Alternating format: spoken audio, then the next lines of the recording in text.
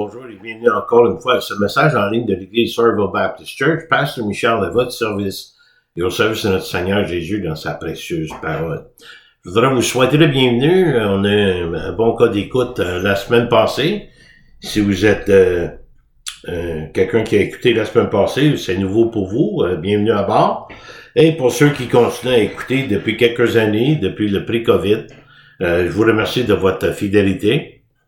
En se rappelant qu'on, dans le temps de COVID, on avait été fermé 7 mois de temps. Et le ministère de YouTube, c'était pour garder contact avec les gens d'église. Mais le Seigneur l'utilise maintenant pour garder contact avec des gens qui ne viennent pas de notre église. Mais j'aimerais vous inviter quand même, un bon dimanche, si vous voulez venir. 9 heures en français, 11 heures en anglais, vous êtes tous le bienvenu. Juste une citation avant de commencer de H.B. Charles Jr. La vérité sans amour est brutalité. Mais l'amour sans la vérité est hypocrisie. Prions le Seigneur. Merci Seigneur encore une fois pour cette possibilité d'être ensemble dans ta parole, pour apprendre davantage de toi, d'apprendre davantage la fin de toute l'histoire et notre sécurité en toi, en Jésus-Christ, le salut, de vivre pour le Seigneur. Quelle bénédiction, quel privilège de connaître le Dieu de l'univers personnellement à travers de son Fils. Seigneur, je te prie pour chacun qui est à l'écoute, que par la puissance de ton Saint-Esprit, que tu nous guides, que tu nous enseignes, que tu nous diriges à prendre des bons pas, à vivre une vie qui va mieux te glorifier. Glorifier ton nom. Donc, par la puissance de ton Saint-Esprit, permets cela. Et en te remerciant, Seigneur, pour tout ce que tu vas faire. Au nom précieux de Jésus. Amen. Nous sommes dans 1 Thessaloniciens 5, 4 à 11. On va finir la semaine prochaine. La connaissance du jour du Seigneur. Ayant la connaissance du jour du Seigneur, reflétons notre Sauveur. La semaine passée, on a parlé de l'enlèvement de l'Église. Et on a regardé quelques versets qui confirment cela. Jésus en a parlé dans Jean 14, 1 à 4, verset 6. Et dans 1 Corinthiens 15, 51 et 53, Paul a écrit autres détails concernant l'enlèvement. Et on voit que Jésus appelle son Église à lui-même pour les croyants qui sont en Christ. Son Église. J'aimerais mentionner exceptionnellement que 1 Corinthiens 15, 51 et 53, suite à un commentaire d'un auditeur, il m'a dit que l'enlèvement n'est pas mentionné dans ces versets. D'abord, le mot enlèvement n'est pas dans la Bible. Mais il parle d'un changement, Paul, ici. Mais, heureusement, par contre, ces versets décrivent la victoire finale du croyant sur la mort, où le croyant est rendu incorruptible et immortel. Au moment de l'enlèvement, c'est ça qui va se passer. On va être changé. Pour ceux qui sont morts en Christ, on reçoit des corps glorifiés. Ceux qui sont pas encore morts vont les rejoindre pour aller rejoindre le Seigneur sur les nuées. Le croyant passe de son état physique à un état spirituel, les corps glorifiés pour les morts et les vivants en Christ. Et voilà l'enlèvement. Et la semaine dernière, à la fin du message, nous avons vu quelques exemples tirés de l'Ancien et du Nouveau Testament de personnages bibliques enlevés au ciel. Enoch, Élie, Paul et Jean. En passant à cela, je voulais donner un autre exemple de cela que quand Christ est monté au ciel. Pas parce que c'est un enlèvement, c'est une ascension au ciel, mais la manière que cela se fait. Mais j'ai vu que ce passage contient d'autres détails très importants juste avant les versets qui décrivent son ascension. Et ça concerne l'œuvre à accomplir pour les apôtres et pour nous. L'œuvre que Jésus a confiée à ses disciples. Le contexte. Jésus vient d'expliquer la venue du Saint-Esprit, puis les apôtres demandent à Jésus si, à ce moment-ci, il va réétablir le royaume d'Israël au même moment. Et notez bien sa réponse. On va tourner dans Acte 1, verset 6. C'est questionner le temps. Comme nous questionnons Dieu, bon, l'enlèvement c'est beau, mais ça va être quand? On se pose, on est curieux, mais on va voir la réponse tantôt. Alors les apôtres réunis lui demandèrent à Jésus, Seigneur, est-ce qu'en ce temps que tu rétabliras le royaume d'Israël? Les apôtres, avec raison, anticipaient la venue du royaume, pensant qu'il était imminent, c'est-à-dire que c'était pour se passer dans le temps de Jésus. De voir un royaume terrestre, même à leur époque. Mais avant, la nouvelle de l'œuvre de la croix de Christ devait être partagée, et c'est ça que Jésus va leur dire. Partagée avec le monde entier. Non seulement Israël, mais à toutes les autres nations, peuples et langues. Et il dit quelque chose de très important. Dieu seul connaît le temps. Il leur répondit, ce n'est pas à vous de connaître les temps ou les moments, ou même les saisons que le Père a fixés de sa propre autorité. Même si les apôtres ne connaissaient pas le temps exact de la venue du royaume, seul Dieu le sait, ils devaient quand même discerner le temps et la saison du moment présent en préparation du royaume. Pour l'instant, et pour nous aussi, nous devrons racheter le temps, utiliser le temps pour l'œuvre soit accomplie, car les jours dans leur temps étaient déjà mauvais, mais encore pire aujourd'hui. Préparez pour l'œuvre, vous recevrez une puissance, le Saint-Esprit survenant sur vous, et vous serez mes témoins à Jérusalem, dans toute la Judée, dans la Samarie et jusqu'aux extrémités de la terre. Voici votre aide, votre consolateur, et la puissance du Saint-Esprit sera en vous, qui va vous équiper pour témoigner de Jésus, pour prêcher l'Évangile jusqu'aux extrémités de la terre.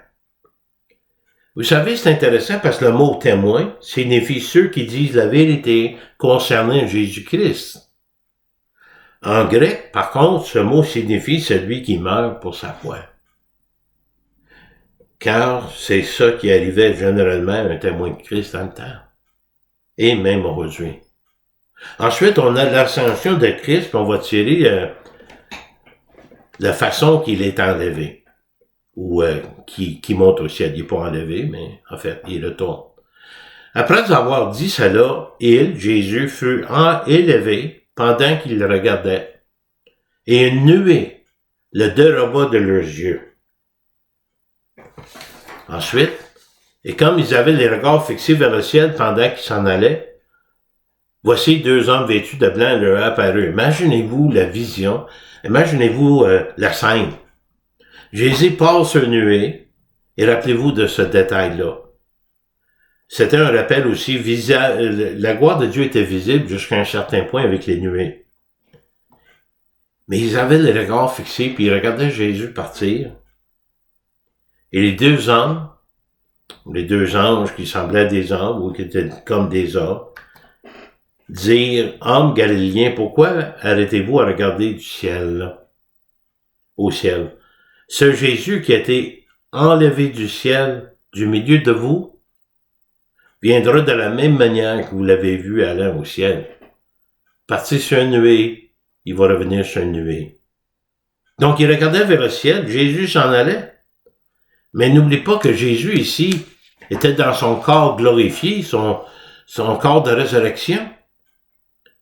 Les deux hommes, deux anges, forme humaine, mais c'est la façon dont Jésus est parti. De la même manière, il va revenir sur les nuées, lors de l'enlèvement de son Église. Maintenant, gardons ces pensées à l'esprit, examinons les paroles de Paul pour mieux comprendre ce qu'il dit à tous les croyants, et surtout de Thessalonique. Au chapitre 5, Paul s'adressait aussi bien aux croyants qu'aux incroyants, non-croyants. La semaine passée, on a vu 1 Thessaloniciens 5, 1 à 3. Paul mentionne le jour du Seigneur pour ceux sans Christ. Le jour du Seigneur va venir comme un voleur pour leur enlever tous leurs espoirs, l'espérance qu'ils ont dans les choses terrestres. Il va venir sans annoncer, mais comme un voleur. Regardons maintenant le comment et le quand de Dieu pour révéler la vérité sur la fin des temps. La parole de Dieu nous dit qu'il y a deux catégories de personnes, les justes et les impies. Disons ceci, il y a deux types. La première catégorie, d'abord on avait su déclarer justes par leur foi en Dieu, les saints de l'Ancien Testament, donc le peuple de Dieu, people, en tout cas. Et ceux déclarés justes par leur foi en Christ, les saints du Nouveau Testament, donc l'Église de Christ. Deuxième catégorie, ceux déclarés injustes par leur manque de foi en Dieu dans l'Ancien Testament, les impies sans Dieu, les peuples sans Dieu. Ceux déclarés injustes par leur manque de foi en Christ dans le Nouveau Testament, les impies sans Christ. Maintenant, il y a deux types. Et comment je peux dire ça? Les justes et les impies. Il n'y a pas une troisième catégorie. Et cela est confirmé du fait qu'il va y avoir deux sortes de résurrection. Là, on va tourner dans le livre de Daniel. On va aller un peu de côté du livre, puis ça va nous aider à mieux comprendre qu'est-ce qu'on lit dans 1 Thessaloniciens. D'abord, Daniel. C'est soit la vie ou une condamnation éternelle. La vie éternelle ou condamnation éternelle. Plusieurs de ceux qui dorment dans la poussière de la terre se réveilleront. Les uns pour la vie éternelle, les autres pour l'opprobre, pour la honte éternelle, ou si vous voulez, la condamnation éternelle. Ceux qui auront été intelligents, et pour pas se montrer que ça vient parce qu'on est plus intelligent que les autres, ceux qui seront éclairés par la parole de Dieu, qui trouveront sagesse en Christ ou en Dieu, brilleront comme la splendeur du ciel, et ceux qui auront enseigné la justice ou les préceptes de Dieu, à la multitude brilleront comme des étoiles à toujours et à perpétuité. Ceux qui ont la vraie connaissance, la sagesse reçue par la foi en Christ pour nous, qui témoignent aux autres, deviennent des instruments de Dieu qui brillent pour Christ, qui brilleront dans la gloire à toujours et à perpétuité. Mais vous savez, quand on parle de cela, il y a ce qu'on appelle, qui vient de Dieu, une révélation progressive. Parce que c'était pas encore de la révélation complète de Dieu que nous avons par l'apôtre Jean dans l'Apocalypse, concernant le temps des fins. Il y a une partie qui a été donnée à Daniel. On va tourner dans Daniel, chapitre 12, à partir du verset 4.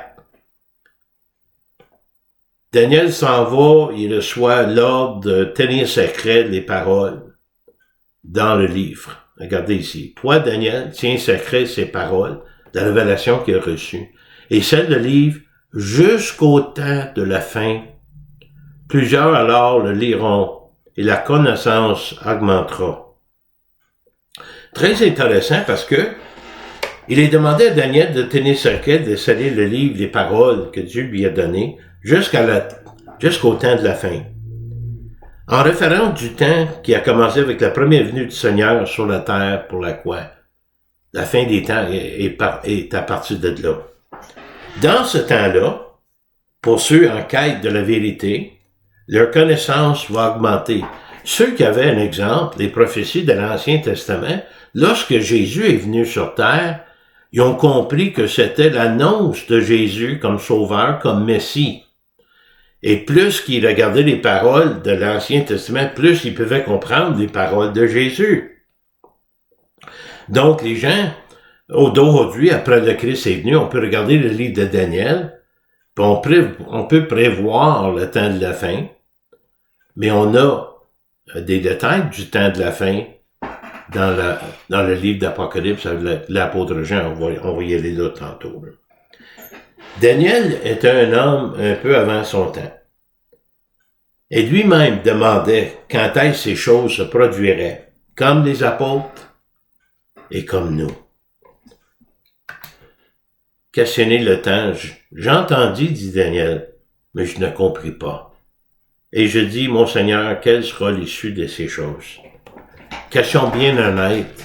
Il écrit des choses que Dieu lui a données, mais lui-même ne le comprend pas. Mais Daniel reçoit toute une promesse ici au verset 9, sachant qu'il va y avoir plus de révélations à la fin des temps. Et il répondit, va Daniel, car ces paroles seront tenues secrètes et scellées jusqu'au temps de la fin, où il y aura préparation des élus. Plusieurs seront purifiés, blanchis et épurés. Les méchants feront le mal et aucun des méchants ne comprendra. Mais ceux qui auront de l'intelligence comprendront, éclairés par la parole, éclairés par les événements, les temps, les saisons, les signes, et surtout avec la venue du Christ déjà une fois, de s'intéresser au Seigneur, c'est de vouloir l'intelligence, mais n'oubliez pas que la parole, l'homme en tant que tel n'est pas intelligent. Nul n'est intelligent, nul ne cherche Dieu, sauf quand il découvre Jésus-Christ. Donc, on sait que le salut sera accordé de nombreux Juifs pendant la tribulation. Ils seront sauvés grâce à l'œuvre rédemptrice du Christ. Mais les méchants, les impies, et dans la Bible, le terme méchant désigne généralement des actions, des pensées ou un état de mal moral ou de dépravation allant à l'encontre de la volonté et la loi de Dieu. Il ne s'agit pas seulement d'une faute occasionnelle. Il s'agit d'un état spirituel caractérisé par une opposition délibérée aux normes divines de droiture, de vérité, de justice. On a vu avec le Seigneur, non seulement qu'il refusait le message de Christ, ils ont même crucifié le messager Christ. Et dans la Bible, le terme intelligence désigne non seulement la connaissance intellectuelle, mais aussi la capacité de discerner et d'appliquer cette connaissance pour prendre des décisions éclairées et vivre une vie juste. C'est faire qu'est-ce qu'on est censé de faire avec qu'est-ce qu'on a reçu. Ça englobe la compréhension, le jugement d'une vie vécue selon la volonté de Dieu, rendue possible par le Saint-Esprit qui habite en nous. Donc, les temps de la fin, on a reçu une révélation finale et complète de Dieu par l'entremise de l'apôtre Jean. Apocalypse 22, 10 et 11. Et il me dit de celle point à Jean les paroles de la prophétie de ce livre, car le temps est proche. Et verset 11, que celui qui est injuste soit encore injuste, que celui qui est souillé se souille encore, et que le juste, celui qui est déclaré droit en Christ, pratique encore la justice, et que celui qui est saint se sanctifie encore. Contraire à Daniel, c'était maintenant le temps d'ouvrir le livre, de dévoiler les mots gardés secrets. C'est la révélation dévoilée. Excusez, j'ai fait un erreur que celui qui était juste, on a le verset 11 ici. Donc, 1 Thessaloniciens 5, 4 à 11, adressé à ceux qui sont en Christ, ayant la connaissance le jour du Seigneur pour ceux en Christ, c'est de refléter le Seigneur, c'est de vivre pour lui. Et ça, nous avons vu précédemment l'importance de prendre le temps pour témoigner les autres, et en même temps, cela est notre préparation personnelle pour l'enlèvement. Maintenant, c'est le moment de témoigner. Tout en vivant pour le Seigneur Jésus, nous devons garder cela à l'esprit. La balance de 1 Thessaloniciens, voici un résumé de diverses exhortations qui seront adressées aux croyants de l'époque. Et même si la date de l'enlèvement est encore inconnue aujourd'hui, l'œuvre à accomplir a été révélée et est en vigueur. Il nous est demandé d'être vigilants, de discerner les temps et les saisons. Cela est d'autant plus vrai pour les croyants aujourd'hui. Pensez-vous qu'on est comme dans le temps de Noé? En raison d'abord de l'époque, on est 2000 ans plus tard, j'ai mentionné ça la semaine passée, et la saison, la nature critique de l'époque dans laquelle nous vivons. Pour les croyants en Christ, le jour du Seigneur nous est annoncé, non parce que nous serons là, mais à cause de l'enlèvement qui précède la tribulation. Mais notre délivrance et notre rassemblement auprès du Seigneur est proche. Et Paul donne des paroles, exhortations, de servir le Seigneur et de vivre pour le Seigneur davantage comme témoignage envers ceux qui ne le connaissent pas. Paul décrit comment que le croyant est censé vivre en ayant cette connaissance et en instruisant les croyants sur ce qu'ils doivent faire avec cette connaissance. D'abord, mais vous, frères, vous n'êtes pas dans les ténèbres, vous avez été éclairés. Pour ce jour, vous se prennent comme un voleur. Cela, ça veut dire que si vous êtes en Christ, vous connaîtrez pas le jour du Seigneur parce que vous allez être enlevé avant. Et on va voir le raisonnement un petit peu plus tard, qui est clair, qui est très biblique. C'est une doctrine de base concernant l'enlèvement. Paul parle d'assumer notre identité en Christ. Nous devons vivre selon la personne que Dieu a fait de nous. Non pas vivre comme nous vivions avant de connaître Christ. Le temps où nous étions dans la nuit des ténèbres, loin de Dieu, on vivait comme le monde. Il faut plus vivre comme si nous étions dans les ténèbres et sans Christ. On n'est plus dans les ténèbres spirituelles. Le jour du Seigneur va leur surprendre à cause qu'ils sont dans les ténèbres. Mais parce que nous sommes de la lumière, ça nous arrivera pas. À cause de Christ. Donc, l'identité du croyant en Christ, Dieu a fait de nous des fils de la lumière et des fils du jour. Nous sommes informés et éclairés concernant le jour du Seigneur, parce que l'Église est enlevée avant le temps de tribulation. Ayant Christ, étant en Christ, nous avons déjà été délivrés du pouvoir des ténèbres et transférés dans le royaume de lumière, c'est chose faite. Les croyants n'ont rien à craindre pour l'avenir de ce jour, mais pour nous, le jour du Seigneur va apporter notre glorification, on va le voir à la fin du message. Nous allons régner avec Christ. Donc, dès maintenant, nos vies doivent être en harmonie avec tout ce jour représente. Il y a une urgence, en même temps l'anticipation. Ceux des ténèbres sans Christ, vivant dans les ténèbres mentales, morales et spirituelles, à cause du péché et la manque de foi. Leur identité, et ça vient pas de moi, ça vient de Dieu. Enfants du diable, peuple des ténèbres, où Satan les retient dans les ténèbres. On va aller dans le verset. D'abord, je vais juste vous lire le verset 5. Vous êtes tous des enfants de la lumière et des enfants du jour. Nous ne sommes point de la nuit ni des ténèbres. Maintenant, on va aller dans Jean 8. Jésus est en train de parler aux pharisiens. Et à un moment donné, il explique ça que Satan représente, que ce que le diable représente. Et à travers des paroles et à travers de leurs actions des pharisiens, ils vont découvrir que Jésus est en train d'identifier leur vrai Père.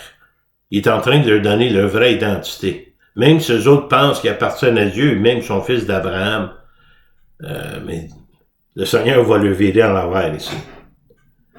Et moi, parce que je dis la vérité, c'est le Seigneur, vous ne me croyez pas. Qui de vous me convaincra de péché? Si je dis la vérité, pourquoi ne me croyez-vous pas? Leur identité du fils de diable, comme Jésus vient de le lire, est devenue évidente à travers leur comportement. Auparavant, Jésus avait décrit le diable comme un meurtrier, un menteur, un accusateur. Et Jésus définit clairement leur véritable identité, même en tant que chef religieux, ceux qui trompaient les autres sur les choses de Dieu. Ils n'aimaient pas Dieu, donc ils ne connaissaient pas Dieu. S'il a reconnu Dieu, il a reconnu le Seigneur. S'il aurait aimé Dieu, il aurait aimé le Seigneur, mais ils l'ont haï, ils l'ont même crucifié. Regardez la déclaration de Jésus. Celui qui est de Dieu écoute les paroles de Dieu. Vous n'écoutez pas parce que vous n'êtes pas de Dieu. En tant que croyants, quand nous entendons, nous écoutons et nous appliquons la parole de Dieu, nous devons nous consacrer à vivre selon notre identité en Christ. Être éclairé en Christ pour ne peut être dans les ténèbres et l'ignorance. Nous ne sommes plus là. Donc, Paul continue avec le verset 6. Ne dormons donc pas, point comme les autres, mais veillons et soyons sobres. Être spirituellement endormi, le mot sommeil utilisé ici désigne l'indifférence des croyants aux réalités spirituelles. l'état d'indifférence morale et spirituelle, ça peut aller loin. John MacArthur, dans sa Bible d'études, être éveillé, veiller et être sobre. De vivre une vie avec des pensées pieuses et équilibrées sous le contrôle de la vérité divine. De dormir, le sommeil évoque l'ignorance. Le sommeil évoque insensibilité, mais le sommeil évoque l'inactivité. Quand on dort, on manque beaucoup de choses. Cet état d'esprit est normal chez un non-croyant, mais il ne devrait pas être envisagé chez un croyant en Christ. Ceux qui sont dans les ténèbres, les non-croyants, les impies se rendront compte qu'ils sont spirituellement morts et non préparés, mais quand il sera trop tard. Car ceux qui dorment, dorment la nuit, et ceux qui s'enivrent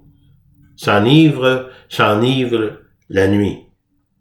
Ils se trouvent dans une zone de confort, de vivre pour cette vie seule, sans considérer Dieu et les choses de Dieu, la spiritualité.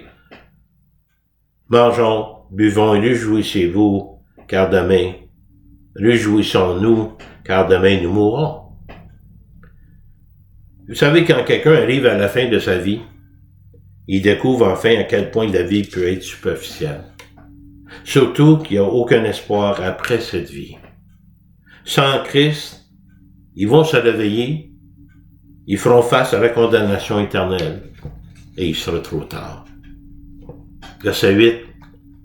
Mais nous, qui sommes du jour, soyons sobres, ayant revêtu la cuirasse de la foi et de la charité, et ayant pour casque l'espérance du salut. Comme dans l'épître d'Éphésiens, c'est une préparation au combat spirituel, avec conscience et vigilance, avec âme et protection. Revêtir la cuirasse de la foi, de l'amour et de l'amour. La foi et de l'amour sont représentés par la cuirasse qui couvrait tous les organes vitaux. Aucun soldat n'ira au combat sans sa cuirasse, et aucun chrétien n'est équipé pour vivre sa vie chrétienne sans la foi et l'amour. Il faut porter le casque, l'espérance de notre salut. Le casque protège la tête, ce qui est aussi essentiel que la cuirasse, c'est de garder nos pensées en Christ.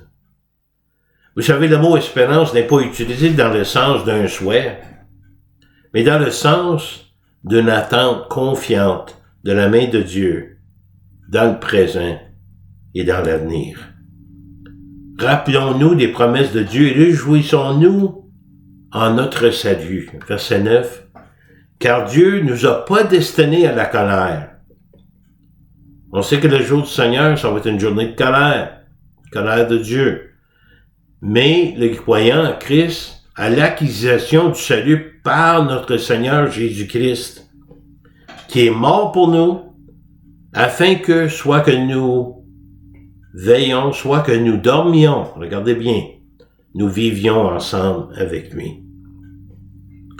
C'est pourquoi exhortez-vous réciproquement, il faut s'encourager mutuellement, édifiez-vous les uns les autres comme en réalité vous le faites. Paul est en train de dire que les croyants en Thessalonique, il est en train de se motiver mutuellement, de continuer, de témoigner le Seigneur, de vivre pour le Seigneur, et ainsi de suite. Des témoins pour le Seigneur. Nous avons vu tantôt, c'est bien écrit, ceux en Christ ne sont pas destinés à la colère de Dieu. Nous sommes délivrés de la colère de Dieu par Christ, pourtant la colère que nous méritions. Paul parle du salut du croyant face à la colère de Dieu à venir. D'abord, pourquoi qu'on méritait la colère de Dieu? À cause de la chute de l'homme avec Adam et Ève, dans le jardin, au commencement, nous étions destinés à la colère de Dieu. Deuxièmement, à cause de nos propres péchés, nous étions destinés à la colère de Dieu. Mais au lieu de la colère de Dieu, nous avons reçu en Christ et nous sommes couverts par la grâce et la miséricorde de Dieu. Voyez-vous l'impact du salut en Jésus? Après avoir reçu et cru à la vérité de la croix et au sacrifice de Christ pour nous, et en devenant des enfants de Dieu, nous ne vivions plus pour nous-mêmes, mais pour Christ.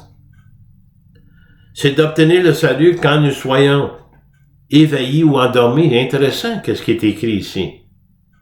C'est une déclaration très intéressante. Le salut ne dépend pas sur notre état d'éveil ou de sommeil.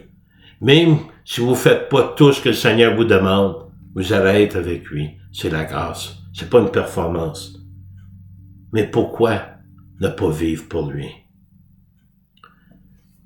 Comme illustration, j'ai trouvé quoi intéressant dans un sermon sur ce texte intitulé « Réveillez-vous, réveillez-vous ». Charles Spurgeon a montré la folie et la tragédie du chrétien qui est endormi à travers de 3 images puissantes. Première image. Une ville fut frappée par la peste. Un officiel court les rues pour dire « Sortez les morts, épargnez les vivants ». Pendant ce temps, un médecin, le remède en poche, dort. Un paquebot chancelle sous la tempête, deuxième exemple, qui s'apprête à s'écraser sur les rochers, entraînant une mort quasi certaine pour des centaines de passagers. Pendant ce temps, le capitaine dort. Et finalement, un prisonnier dans la cellule est sur le point d'être conduit à l'exécution. Son cœur est terrifié de l'idée d'être pendu, terrifié par la mort et par ce qui l'attend après la mort. Pendant ce temps, un homme, porteur d'une lettre de grâce pour le condamner, est assis dans une autre pièce et dort. Nous avons la vie éternelle en Christ, que nous avons le privilège et on nous demande de le partager avec ceux qui l'ont pas. Le pardon qu'ils ont besoin se trouve dans la parole de Dieu et dans la vie des croyants témoins. Un chrétien endormi ressent souvent une perte de motivation. Il est peut-être déçu par quelqu'un qui a rejeté le message, qui s'est senti rejeté en même temps, ou même il a été maltraité de manière ou d'une autre. Mais il a sûrement oublié de vivre pour le Seigneur, en reconnaissance pour ce que le Seigneur a fait pour lui. Même ceux qui dorment, ils sont toujours sauvés, mais ils perdent des bénédictions pour eux-mêmes. Ils perdent le sens et le but de leur vie, c'est de vivre pour Christ. Ils s'empêchent également d'être une bénédiction pour les autres croyants et même des non-croyants. Question. Si l'Église de Christ est en guerre spirituelle, et c'est le cas, où sont tous les soldats? Ayant la connaissance du jour du Seigneur, pour ceux en Christ, on nous demande de refléter notre Sauveur. La semaine prochaine, 1 Thessaloniciens 5, 12 à 28, on va terminer le livre de 1 Thessaloniciens. Paul prononce d'autres exhortations pour vivre la vie de foi. Voilà une citation. La foi et la sainteté doivent faire partie de la vie de tous les jours, dans la vie de tous les jours pour ceux qui appartiennent à Christ. Excusez le français ici. Vous savez, avec la révélation que Christ a donnée à l'apôtre Jean, nous avons une description de la seconde venue de Christ. Lorsque tous les croyants enlevés en Christ auparavant viendront avec lui, son Église. Jean écrit ceci. Puis je vis le ciel ouvert, et voici, parut un cheval blanc. Celui qui le montait s'appelle fidèle et véritable. Et il juge et combat avec justice. Il voyait Jésus, puis on sait que c'est Jésus, et plus qu'on lit, plus qu'on sait que c'est lui. Ça le confirme son identité. Il venait de son trône auprès du Père, où ce qu'il est assis depuis sa résurrection. Lors de sa première venue, Jésus est monté humblement à Jérusalem sur un ânon, en apportant le salut. Et son nom parmi d'autres fidèles et véritables.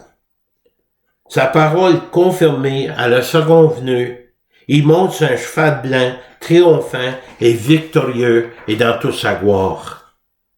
Il vient cette fois-ci pour le jugement, pour faire la guerre, pour détruire les impies, pour renverser Satan, pour prendre le contrôle de la terre. Et regardez son apparence, son identité comme sauveur et juge, versets 12 et 13. Ses yeux étaient comme une flamme de feu. Sur sa tête étaient plusieurs diadèmes. Il y avait un nom écrit que personne ne connaît s'il n'est pas lui-même. Il était revêtu d'un vêtement teint de sang et son nom est la parole de Dieu. Ses yeux comme une flamme de feu. Rien ne lui échappe. Il nous connaît jusqu'au plus profond de notre âme. Il peut discerner tous les secrets de nos cœurs. Et ses jugements sont justes et précis. Sa tête, en anglais coiffée de nombreuses couronnes, portait un nom que lui seul connaît. La première venue, il a porté une couronne d'épines, mais maintenant, couronne avec diadème, comme signe de royauté et d'autorité. Son vêtement teint de sang, son nom, la parole de Dieu, c'est Jésus-Christ, notre Sauveur. Cela identifiait clairement Jésus, le Fils de Dieu. Les taches de sang venaient du combat de la croix. Et voilà une description de ceux qui le suivent, venant du ciel avec lui. Et les armées qui sont dans les cieux le suivent sur les chevaux blancs, revêtus d'un fin lin blanc et pur. Qui sont les armées ou qui est l'armée céleste? La description donnée ici nous donne une bonne idée. Remarquez bien. Il n'y a aucune mention d'armure ou d'armes pour les soldats de la grande armée qui suit Jésus. Mais leurs vêtements disposent de vêtements de fin lin, blanc et pur. Ça, c'est les bonnes œuvres que les croyants en Christ ont fait, des œuvres qui ont été préparées pour eux. Et ils sont habillés en conséquence. Ils ne combattront pas, mais ils seront avec celui qui va combattre, le Seigneur. Vous savez, les commentaires suggèrent qu'il s'agit de l'Église de Christ, avec raison. Les sauvés, y compris peut-être les saints de l'Ancien Testament, les saints de la tribulation et même des anges, qui viendront régner avec Christ. Et Jésus est prêt pour le combat, nous assure de la victoire divine de Dieu. De sa bouche sortait une épée aiguë pour frapper les nations. Il les paîtra avec une verge de fer, et il foudra la cuve du vin dans l'ardente colère de Dieu Tout-Puissant. La bataille sera gagnée par sa parole, par sa bouche. Il a la capacité de frapper les nations, de régner avec une verge de fer. Un jugement rapide et justice pendant son règne. Il va fouler la cuve du vin, la colère ardente de Dieu, symbole vivant du jugement. Nous verrons le renversement total de tous les souverains et gouvernements de ce monde.